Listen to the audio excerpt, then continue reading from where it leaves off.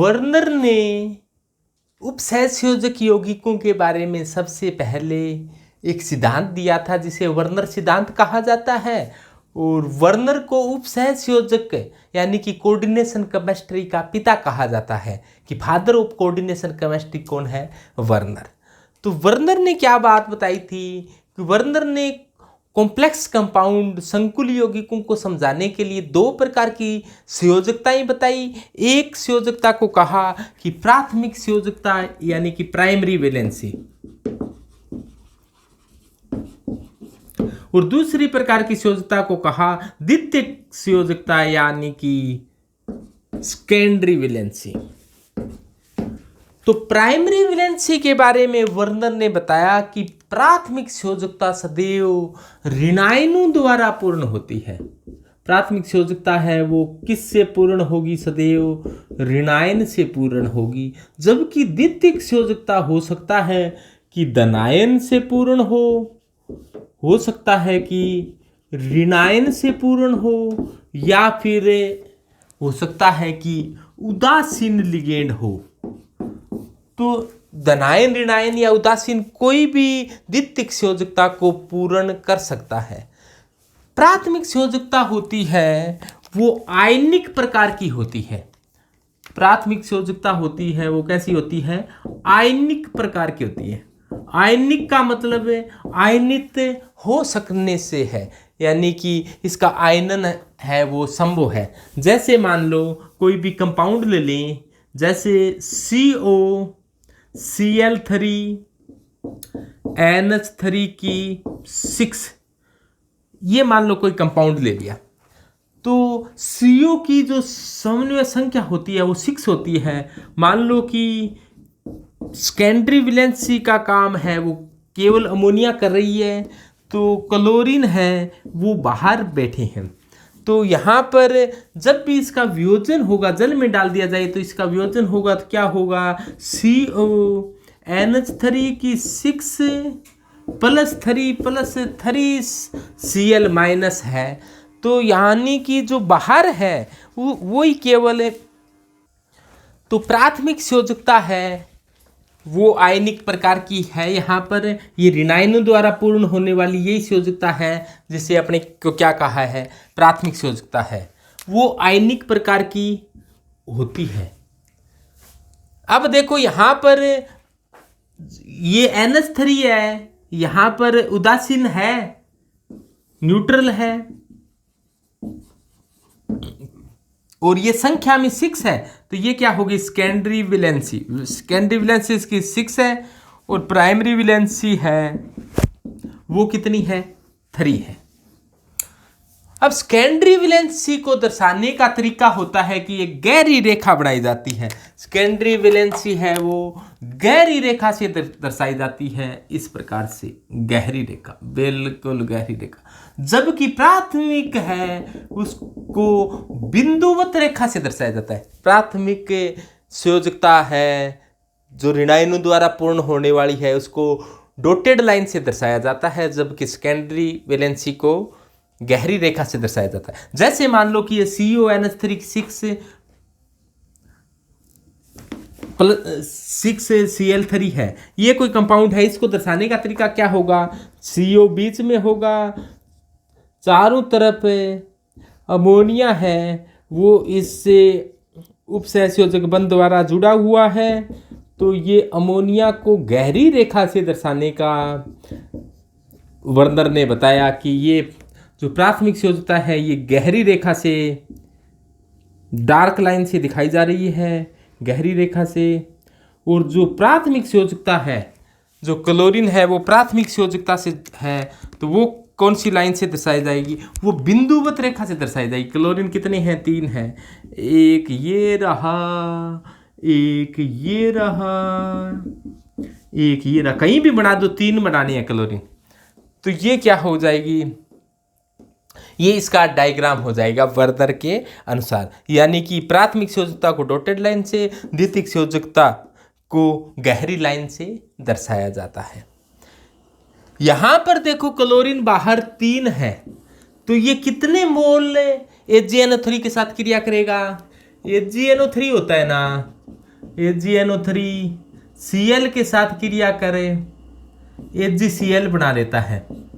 तो ये 3 Cl minus है, तो 3 ही क्या क्या काम में आएगा, 3 AgNO3 बनाएगा और 3 AgCl बना लेगा। तो ये भी पूछा जाता है कितने मोल AgNO3 के साथ क्रिया करेगा ये कंपाउंड। तो जितने बाहर Cl होते हैं उतने ही मोल। तो ये इसके बाहर कितने Cl माइनस कितने Cl है, 3 है, तो 3 मोल AgNO3 के साथ क्रिया करेगा, क्योंकि 3 Cl इससे आयनित होने से 3 Cl बनेंगे। तो 3 AgNO3 के साथ क्रिया कर 3 AgCl बनेंगे। और AgCl का आपको पता है कि वाइट पीपीटी होता है, सफेद अवक्षेप होता है। तो इस प्रकार से यदि मान लो कि ये कंपाउंड ऐसा होता कि यहाँ पर अमोनिया 5 ही होता, अमोनिया 5 ही होता, तो क्या होता, एक क्लोरीन को अंदर बुलाना पड़ता। एक क्लोरीन अब क्या होता, अंदर बुलाना पड़ता। एक क्लोरीन अंदर है, तो अब क्लोरीन बाहर कितने बैठे हैं, क्लोरीन बाहर 2 ही है। तो जब इसका आयनन होगा तो आयनन से क्लोरीन बाहर 2 ही रहेंगे और एक क्लोरीन बाहर 2 ही है, एक Cl अंदर आ चुका है। तो इस पर चार्ज क्या होगा, 2 Cl माइनस है, तो यहाँ पे क्या आएगा, +2 आएगा। तो +2 आएगा। अब क्या हो गया है, एक अमोनिया की जगह क्या आ चुका है, एक क्लोरीन आ चुका है। एक अमोनिया की जगह कौन आ गया, एक क्लोरीन आ गया है। और क्लोरीन है ये माइनस वाला है, तो ये प्राथमिक संयोजकता के साथ साथ यहाँ पर द्वितीय संयोजकता का भी व्यवहार कर रहा है, इसीलिए इसको डॉटेड लाइन के साथ साथ गहरी लाइन से भी दर्शाएंगे। इसको डॉटेड लाइन के साथ साथ गहरी लाइन से भी दर्शाया जाएगा, क्योंकि ये प्राथमिक संयोजकता के साथ साथ यानी कि प्राइमरी वैलेंसी के साथ साथ सेकेंडरी वैलेंसी का ही काम कर रहा है। बाकी 2 Cl है वो सिंपल है, तो एक Cl को इधर बना दिया, एक ये नहीं बनेगा अब की बार, क्योंकि अब की बार एक Cl यहाँ आ गया, एक अमोनिया कम हो गई है। अमोनिया यहाँ पर 5 ही है। कोई अपने ऐसा कंपाउंड ले लिया COCl3 जिसमें अमोनिया 5 ही है, तो 5 ही है, तो समन्वय मंडल के अंदर इसकी समन्वय संख्या 6 होती है कोबाल्ट +3 की। तो यहाँ पर 5 अमोनिया के साथ एक क्लोरीन रहेगा। क्लोरीन यहाँ पर प्राइमरी एंड सेकेंडरी दोनों प्रकार की वैलेंसी बना रहा है, तो इसको गहरी लाइन के साथ साथ डॉटेड लाइन, जब दोनों ही एक साथ दर्शानी हो तो गहरी लाइन के साथ साथ अपने को डॉटेड लाइन से भी दर्शाना पड़ेगा। यहाँ पर क्लोरीन का ये केस है, यहाँ प्राइमरी वैलेंसी के साथ साथ ये सेकेंडरी वैलेंसी का ही काम कर रहा है, यानी कि जो समन्वय मंडल के अंदर आ गया ना वो सेकेंडरी वैलेंसी का काम करेगा, और यदि ऋणायन अंदर आ गया तो वो सेकेंडरी व प्राइमरी दोनों का ही काम करेगा। ये ऐसी बात बताई थी वर्नर ने। यदि ऐसा हो जाता कि यहाँ पर 4 ही अमोनिया होते तो अंदर 6 रहेंगे, 4 अमोनिया हो गए तो एक क्लोरीन को और बुलाया गया, तो अब क्लोरीन क्या है, बाहर 1 ही है, क्योंकि अमोनिया 4 ही है, यहाँ पर क्लोरीन 2 है, तो बाहर निकलेगा क्लोरीन 1 ही। तो इस पर चार्ज क्या रहेगा, प्लस का। तो Cl 1 ही रहेगा, तो अब की बार कितने AgNO3 के, 1 ही Cl है तो 1 ही मोल AgNO3 के साथ, जहां जितने बाहर Cl है उतने ही मोल, यहाँ पर 1 ही Cl है तो 1 ही मोल AgNO3 के साथ क्रिया करके AgCl बना लेगा और वाइट पीपीटी आ जाएगा। अब की बार यहाँ पर क्लोरीन अंदर 2 है, तो 2 क्लोरीन ऐसे होंगे जो प्राइमरी वैलेंसी के साथ साथ सेकेंडरी वैलेंसी का भी काम कर रही हैं, या मैं ऐसे कह दूं सेकेंडरी वैलेंसी के साथ साथ प्राइमरी वैलेंसी का भी काम कर रही हैं। 2 क्लोरीन ऐसी हैं, लेकिन एक क्लोरीन ऐसा है जो केवल प्राइमरी वैलेंसी का काम कर रहा है। इस क्लोरीन को केवल डॉटेड लाइन से और 2 क्लोरीन को डॉटेड और गहरी दोनों लाइनों से दर्शाया गया है। तो यहाँ पर सेकेंडरी वैलेंसी है वो 6 है, प्राइमरी वैलेंसी है वो 1 है, और 2 ऐसे हैं जो प्राइमरी वैलेंसी और प्लस सेकेंडरी वैलेंसी दोनों का ही काम कर रहे हैं। सेकेंडरी वैलेंसी में तो आ गया है, तो इसकी प्राइमरी प्लस सेकेंडरी में ये साथ है दर्शा देगा। यानी कि यहाँ पर 2 क्लोरीन ऐसे हैं जो प्राइमरी व सेकेंडरी दोनों का काम कर रही हैं, 1 क्लोरीन ऐसा है जो केवल प्राइमरी का काम कर रहा है, और 4 यहाँ पर अमोनिया है। तो इस प्रकार से ये हो जाएगा। यदि ऐसा हो जाता कि यहाँ पर 3 आ जाते, यहाँ पर 3 आ जाते तो 3 3 आ गई। अब क्या हुआ यहाँ पर देखो, दोबारा से बना देता हूं मैं। केवल ही 3 बचे हैं।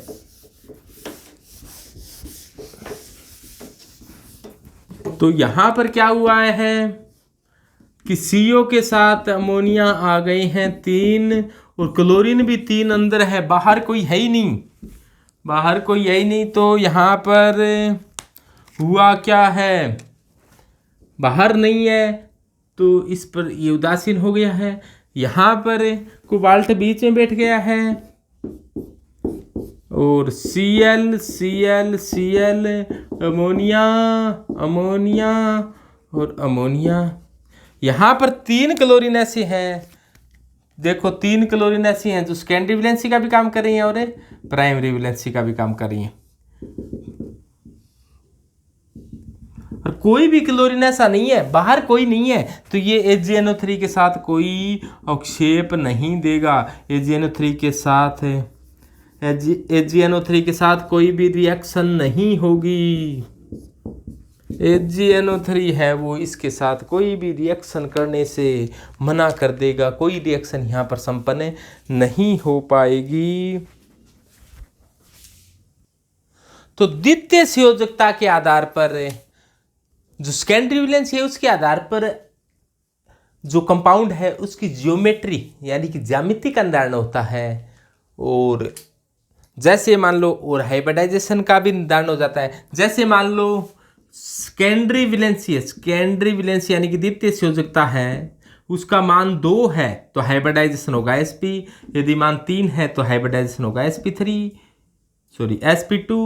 यदि यहाँ पर सेकेंडरी वैलेंसी 4 है तो हाइब्रिडाइजेशन होगा sp3, 5 है तो sp3d या फिर dsp3 हो सकता है, 6 है तो क्या होगा sp3d2 या फिर d2sp3 होगा,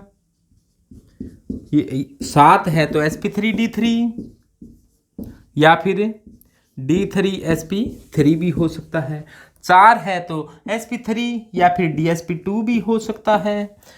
तो ये सेकेंडरी वैलेंसी के आधार पर ज्यामिति का निर्धारण हो जाता है। यदि sp हाइब्रिडाइजेशन है तो ज्यामिति कैसी होती है, रेखीय ज्यामिति होती है। sp2 है तो समतल त्रिकोणीय होती है, समतल त्रिकोणीय ज्यामिति बनती है, और sp3 है तो चतुष्फलकीय होती है, और dsp2 है तो वर्ग समतलीय होती है, और sp3d या dsp3 है तो त्रिकोणीय द्विपिरामिडी होती है, और sp3d2 है तो ये ज्यामिति होती है अष्टफलकीय होती है। ज्यामिति कैसी होती है, जैसे देखो रेखीय ज्यामिति इसे कहा जाता है, ये रेखीय ज्यामिति है। समतल त्रिकोणीय ज्यामिति इसे कहा जाता है, ये समतल त्रिकोणीय ज्यामिति है, समतल पर रखी जा सकती है इसीलिए इसको समतल त्रिकोणीय कहा है। चतुष्फलकीय ज्यामिति इसे कहा जाता है, ये चतुष्फलकीय है। चतुष्फलकीय ज्यामिति की खास बात होती है कि बंद कोण 109 डिग्री 28 मिनट के बनते हैं, और इस ज्यामिति को कहेंगे अपने चतुष्फलकीय ज्यामिति। बंद कोण कितने के हैं, 109 डिग्री 28 मिनट के बंद कोण होते हैं। तो देखो sp हाइब्रिडाइजेशन है तो ज्यामिति रेखीय है, sp2 हाइब्रिडाइजेशन है तो ज्यामिति कैसी होती है, समतल त्रिकोणीय होती है। sp3 हाइब्रिडाइजेशन होता है तो ज्यामिति होती है ये चतुष्फलकीय होती है। इस प्रकार की ज्यामिति होती है चतुष्फलकीय। चतुष्फलकीय ज्यामिति को कैसे ही घुमा लो चाहिए, चतुष्फलकीय ही बनी रहती है। बंद कोण 109 डिग्री 28 मिनट के होते हैं, और dsp2 हाइब्रिडाइजेशन पाया जाता है, उसकी ज्यामिति वर्ग समतलीय होती है। dsp2 जैसे ये है तो ये dsp2 है, इसको आप ये वर्ग समतलीय ज्यामिति है। चारों कोणों को मिलाओगे तो क्या बनेगा, एक वर्ग समतल का निर्माण हो जाएगा। इनके चारों कोणों को मिलाकर देखोगे तो क्या बनेगा, एक वर्ग समतल। और sp3d संक हाइब्रिडाइजेशन है, उसकी ज्यामिति होती है त्रिकोणीय द्विपिरामिडी ज्यामिति होती है। तो ये त्रिकोण है और ये पिरामिड, ये त्रिकोण दिखाई दे रहा है समतल त्रिकोणीय जो sp2 वाला, और यदि इसके दोनों तरफ पिरामिड आ जाए समतल त्रिकोणीय द्विपिरामिडीय ज्यामिति होती है sp3d की। और sp3d2 की ज्यामिति होती है वो होती है अष्टफलकीय ज्यामिति होती है sp3d2 की। ये होती है sp3d2 की अष्टफल की होती है। और sp3d3 की ज्यामिति होती है वो पंचकोणीय द्विपिरामिडीय होती है। ये पंचकोणीय 5 कोण हो गए, बीच वाले पंचकोणीय है, और द्विपिरामिड एक पिरामिड ऊपर है एक पिरामिड नीचे है, तो इस ज्यामिति को कहेंगे पंचकोणीय द्विपिरामिड।